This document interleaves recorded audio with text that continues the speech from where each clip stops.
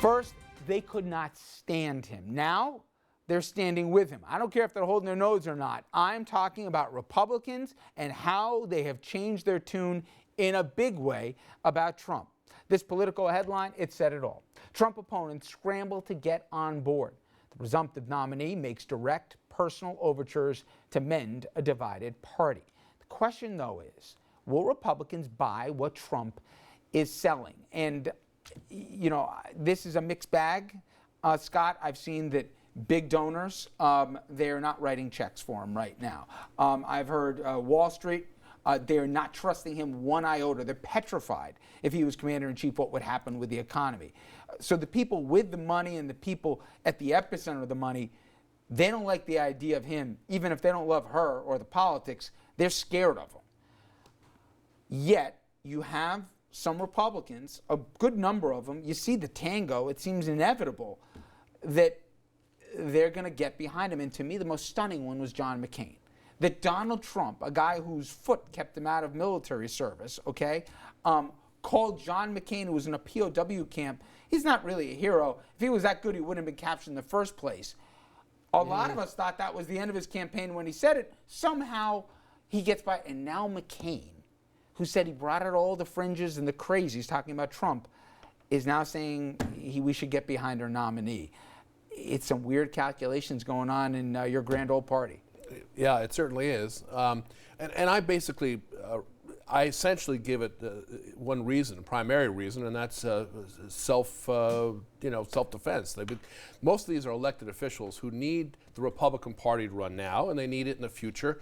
And even if it's this one cycle, they've got to look like they're playing ball. They need the money, they need the donors, they need the Republican establishment. And so they are turning and becoming, at least if not big supporters, they're saying, well, I'm gonna go with this guy. But there are also others like Ryan and Lindsey Graham who didn't fully go out and say he was going to support him, and a lot of donors, as you point out, who have not gotten behind him and won't. And there are Republicans who simply are turning away. Bill Weld, who I happen to admire very much, who was governor of Massachusetts, who ran against my friend John Faso for governor in the Republican primary, has become the Libertarian candidate for vice president. And let me tell you, I wouldn't want that Libertarian line, maybe some of the things that some people turn to instead of either one, along with Gary Johnson. I really think it's their self-interest in political terms. The other side of it, of course, is that everybody's hoping this thing just goes away. But do you think, though, Scott, that 3 weeks ago, some of the same Republicans, when Paul Ryan wouldn't commit, in fact, he said, I can't do it right now, that they've come around in 3 weeks because all of a sudden they're saying, it's not that they need the party so much, he might actually win. And if he wins, I'd rather be with the coattails than not. Is it that Trump's viability is now different than it was 3 weeks ago, or that they need the party regardless of who's at the top of the ticket? I think they follow the power. That's what establishment does. They follow the power. There's not a lot of independent people out there. And I think it's, if they want to bank on it, because most of them are not going to bank on Hillary. That's why I say this third party becomes kind of interesting, because a lot of these folks are just they've seen Obama, they've been fighting Obama. Hillary is, Obama-like. And so they're really saying, look, the devil I'm going to work with is one that at least I'm on the right with my team. But I think it's a hard sell for these guys. It really is. But I think you both hit it. I mean, it's their own self-interest. They want to get elected, particularly John McCain, who's already said this is going to be the most challenging election of my Senate career. And then it's the numbers. But stay with McCain, Andrew. McCain said on an open mic, they didn't realize that, because of Trump, this was going to be the hardest race ever, because all of a sudden now Latino voters in Arizona were going to register in huge numbers and vote against him, and as a consequence have down ticket that would impact him. So why would he, forgetting just the pride and the ethics of what that guy had to say about your military service as a POW and the distastefulness of it, why would you end up getting behind Trump? How does the math work for you that way? Two answers. One, you don't want to run away from your party's nominee for president. And two, look at the numbers from the polls that we've seen in the last week. Trump's ahead by a couple of points in some of the polls. He's behind by a couple of points in the polls. A month and a half, 2 months ago, we were thinking that Donald Trump would have gotten blown out by any Democrat, or that he would have been a drag on everybody who was running. Now he's either running competitive with Hillary Clinton, and I think those numbers will come back a little bit, but he's certainly not being blown out. And if he's not this toxic cloud that's hanging over the entire party, why not back him? You're going to alienate everybody who's going to turn out to the polls. All of the Republicans who are going to turn out to actually pull the lever for Donald Trump. I mean, McCain wants those votes also. Why wouldn't you hitch your star to his wagon?